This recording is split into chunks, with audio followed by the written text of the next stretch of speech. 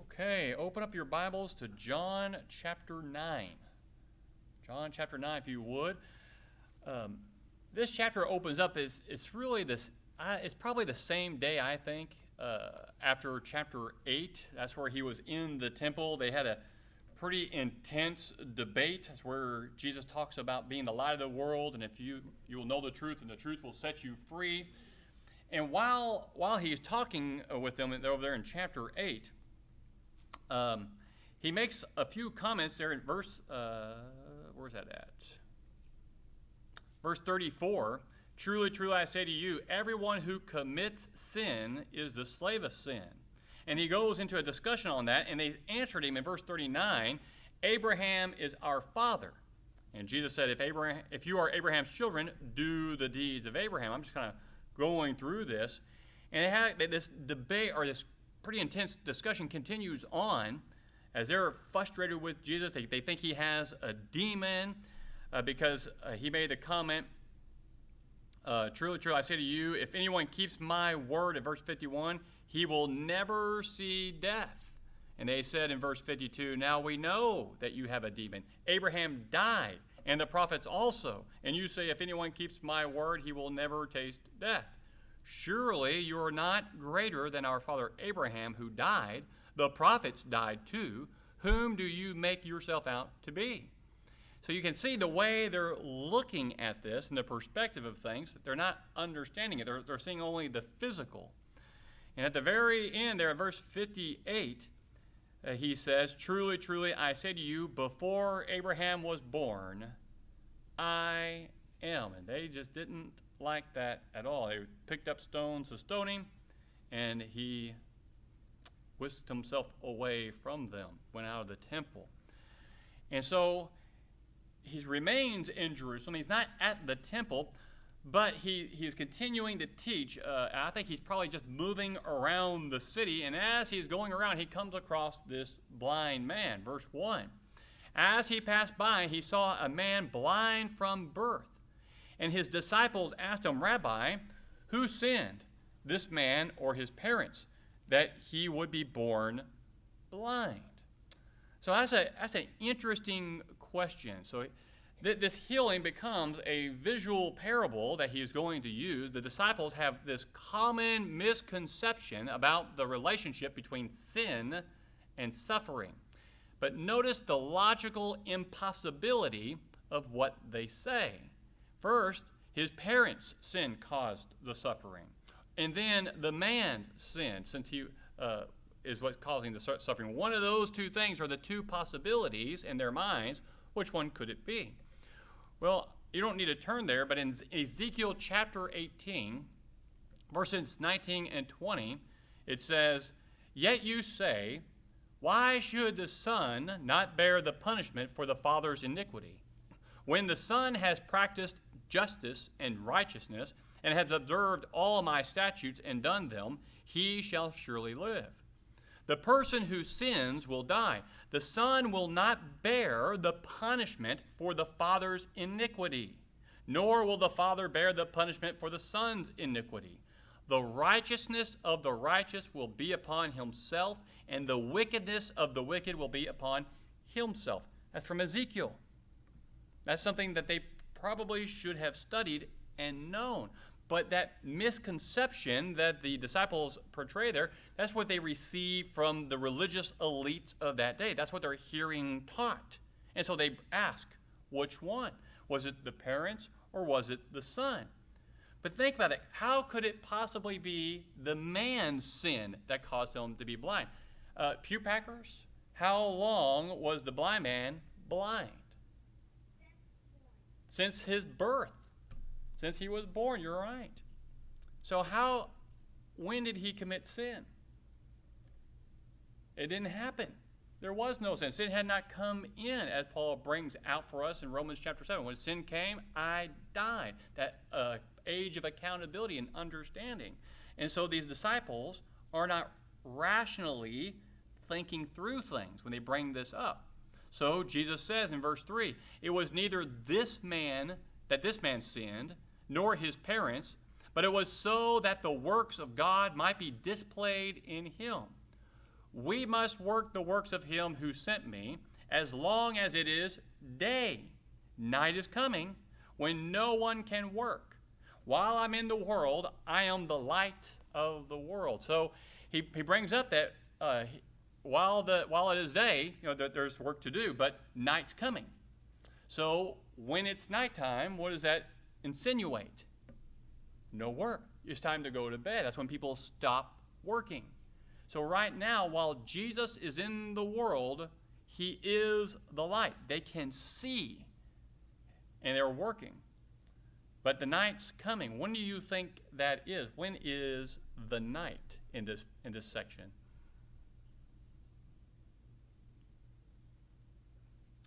I would think it's when Jesus goes to the cross.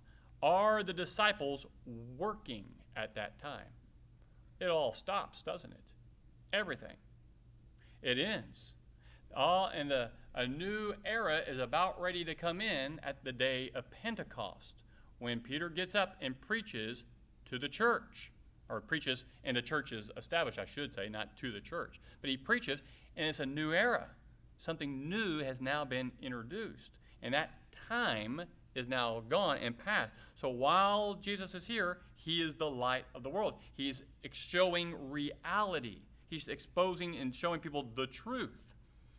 Verse 6, when he had said this, he spat on the ground and made clay of the spittle and applied the clay to his eyes and said to him, go, wash in the pool of Siloam, which is translated sent. So he went away and washed and came back seeing.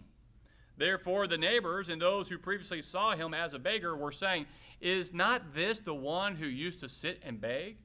Others were saying, this is he. Still others were saying, no, but he is like him. He kept saying, I am the one. So they were saying to him, how then were your eyes opened?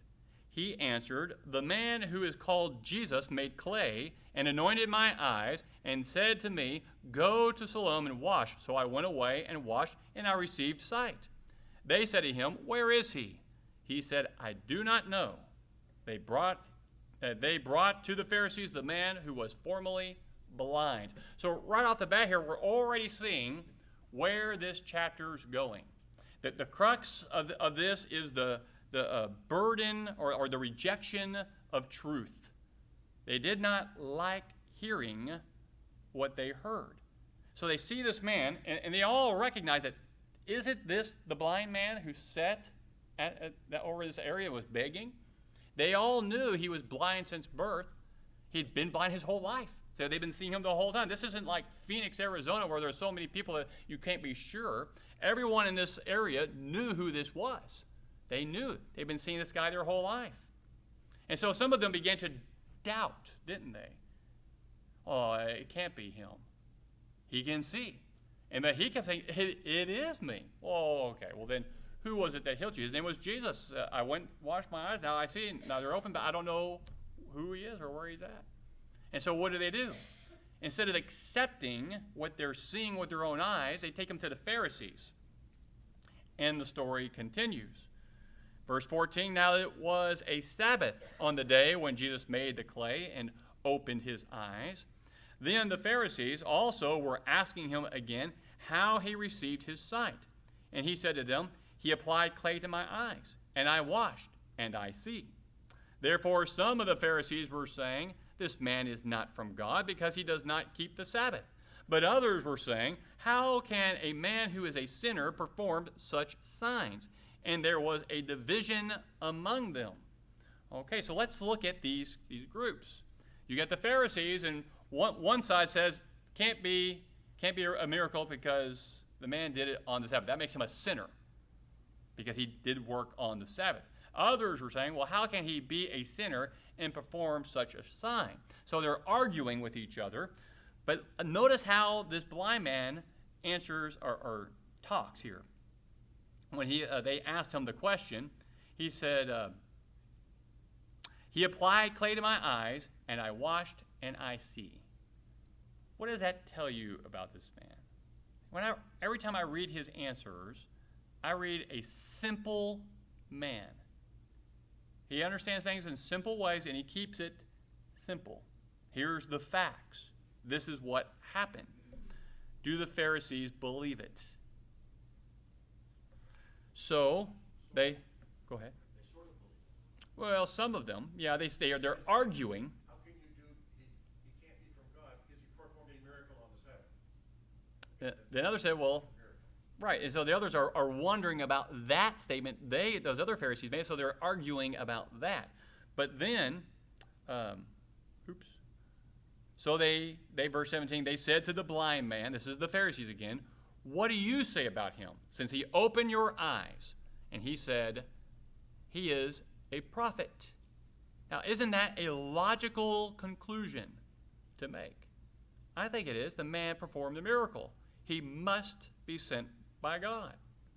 What other possibility could there be? But then verse 18, it opens up. It's no longer just the Pharisees. The Jews then did not believe it of him, that he had been blind and had received sight, until they called the parents of the very one who had received his sight, and questioning them, saying, is this your son, who you say was born blind? Then how does he now see? His parents answered them and said, we know that this is our son, and that he was born blind, but how he now sees, we do not know, or who opened his eyes, we do not know. Ask him. He is of age. He will speak for himself. His parents said this because they were afraid of the Jews, for the Jews had already agreed that if anyone confessed him to be Christ, he was to be put out of the synagogue. For this reason, his parents said, he is of age, ask him. Your next statement will be, how old does that make him? What's that? If he's of age, how old does that make him? Well, he's up old enough to reason on his own. He's got to be in his 30s, I would think, or possibly 40s. So he's been around for a while. He's not a young kid. And so his parents, though, are using that, though, as the text already tells us, because they're scared. And the point is that the Jews have already made up their mind. They're not looking for the truth, are they? They've already got their mind made up about this man who healed him. He could not have performed a miracle. If they admit that, then they have to admit that he is sent by God. So the parents are scared, and they pass the buck back to the son. So verse 24, a second time they called the man who had been blind and said to him, give glory to God. We know that this man is a sinner. Now it's a statement, but what's the question? What do they want this man to do? Agree. Or else. You better agree. So he answered, verse 25. And again, here's the simple man's answer. Whether he is a sinner, I do not know. One thing I do know, that though I was blind, now I see. So look, so here's what's going on. So you got these Jews, this group, and they're trying, they recognize, okay, he keeps talking about this miracle. We need to deflect. The man's a sinner. He broke the Sabbath. Now, I agree that he's a sinner. Well, I don't know about that. But I do know this. I was blind and now I see. He brought it back to what they need to be looking at. He turned the light back on, but what do they want to do? Keep it off. Yeah, it's like in Congress. This must be their ancestors. But that's exactly what's going on. They don't like what it is they're hearing.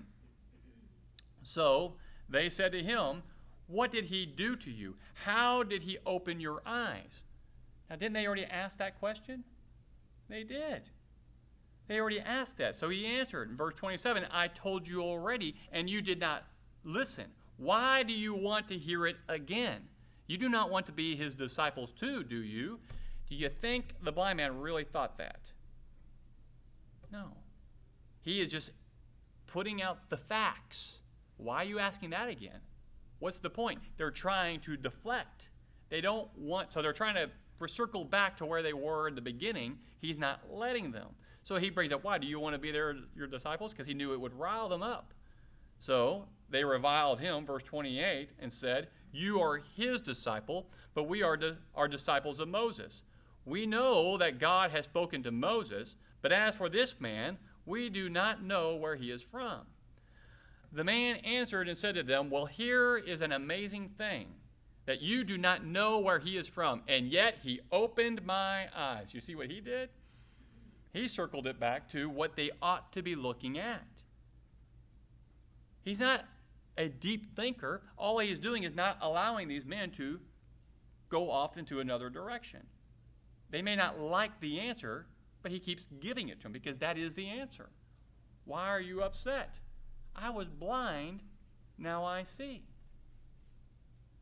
And so, this is what I know. Verse 31, we know that God does not hear sinners, but if anyone is God-fearing and does his will, he hears him. Since the beginning of time, it has never been heard that anyone opened the eyes of a person born blind. If this man were not from God, he could do nothing. Now, this man had been born blind. Do you think he had wanted to know what the scriptures had to say about healing blind people? You think if that had ever come up in the reading of the Old Testament scriptures, he would have been listening? It ain't there. He would know. It's never happened. And yet here I stand. My eyes are open. I see. And they answer him, you were born entirely in sins, and are you teaching us? So they put him out. That is, out of the synagogue. They kicked him out. Proverbs 23:23 is where we read about buying truth. When you find truth, buy it. Buy truth. We talk about that in some of the parables and over in the Sermon on the Mount about truth. When the man who stumbles across a treasure in the field and he covers it and he goes and he sells all he has, comes back and buys the field, he's buying truth. When you come across truth, it's worth selling everything. And I think sometimes we get in our minds that we think of the monetary or possessions or things. But in this case, what was the payment for truth for these Jews? What did they have to pay to accept truth? I'm sorry? That Jesus was the Christ. And they would have to admit they were wrong. And they were not willing to pay the price.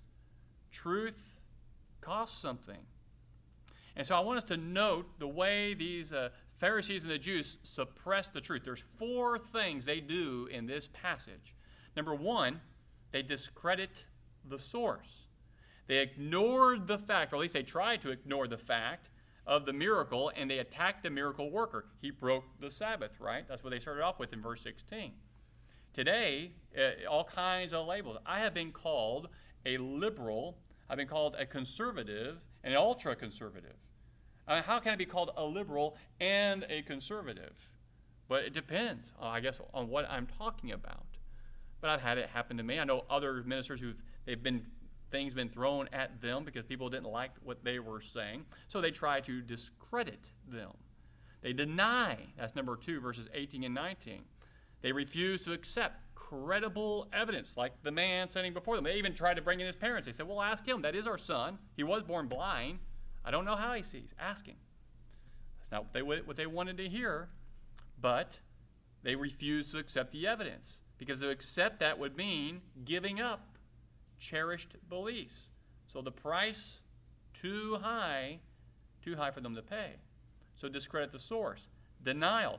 Reason irrationally, verse 29.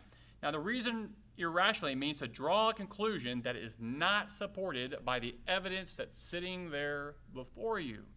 And note how the blind man reached the right conclusion, didn't he? He reached it. It was very simple. It was very easy. It was obvious. But no man turns against reason until what? Until reason turns against them. And then they turn against reason. And that's exactly what happened to them. When this man said, I don't know if this man was a sinner, but what I do know, I was blind and now I see. That was reason. And they didn't like it, and so they had to attack it and suppress it. And that's what they were wanting to do, and that's what they tried to do. So you got discredit the source, denial, reason irrationally, close the eyes to further investigation. They could find no way to refute the truth, could they? So what did they do? kick him out. We got to get this guy out of here. What did the Pharisees want?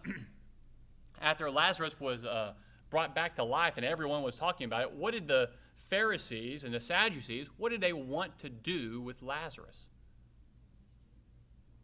Kill him. They needed him dead. That's suppressing truth. They didn't like what they hear. It doesn't fit with their theology, their ideology.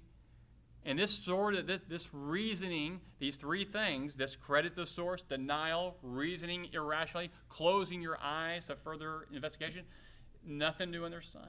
We have been seeing it in the past for decades ago and centuries ago. We see it today. We'll see it tomorrow.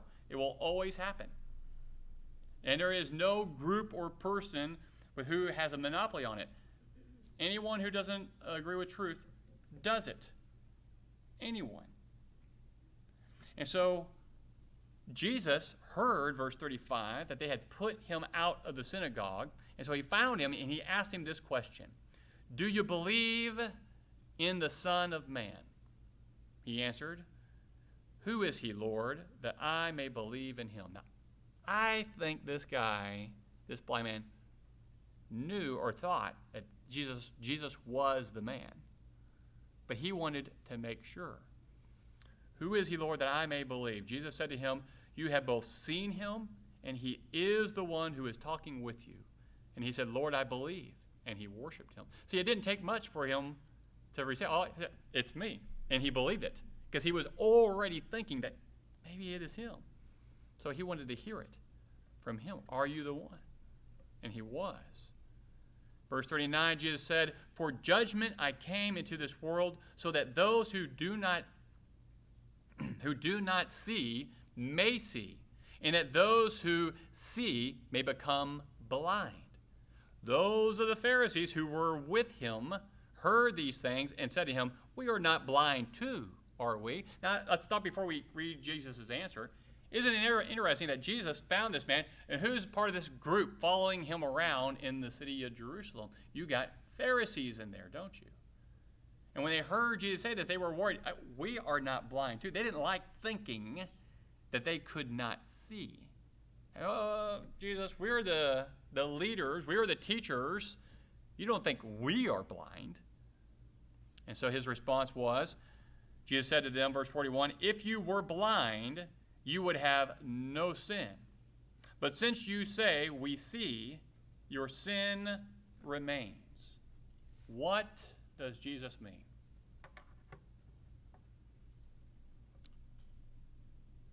You have access to the truth if you're ignoring it. Yeah, but you need to be blind to see it, because they don't. What it is they don't recognize how blind they really are. They think they already have the truth, but they're holding on to a lie, just like the disciples in the very beginning. Lord, who sinned, this man or his parents, that he would be born blind? That ain't right. That's not right. And so he explains it to them. Oh, we're not blind, are we? We see. No, you don't. You don't see. You're blind, but you think you see, and so you still got your sin because you're not looking to have it taken care of. You think you're righteous, and you're not. But if you were blind, you would be looking for what? Someone to show you the way. And you would know it would be me, Jesus is saying, and you would find that truth because you'd be looking for it. But since you say you see, you still have your sin because you think you're fine. Does that make sense? I think that's what Jesus is saying. It has a lot. I think it's a lot to do with what John says over in 1 John about those who say they have no sin. That is a lie, and the truth is not in them, because they do have. We all have sin. And if we think we're righteous, we think we don't have sin, then we've blinded ourselves, and we've just become the blind leading the blind. But if we recognize our state of where we stand before God and before the Lord, then we're going to seek him, and we're going to follow after him and not rely on ourselves or any man for that truth. The Pharisees rely on themselves, and they relied on the law, and therefore they were blind to the truth. they thought they saw. Also, the irony was that both David and Isaiah spoke to Jesus in the sense that they said he would open the eyes of the blind.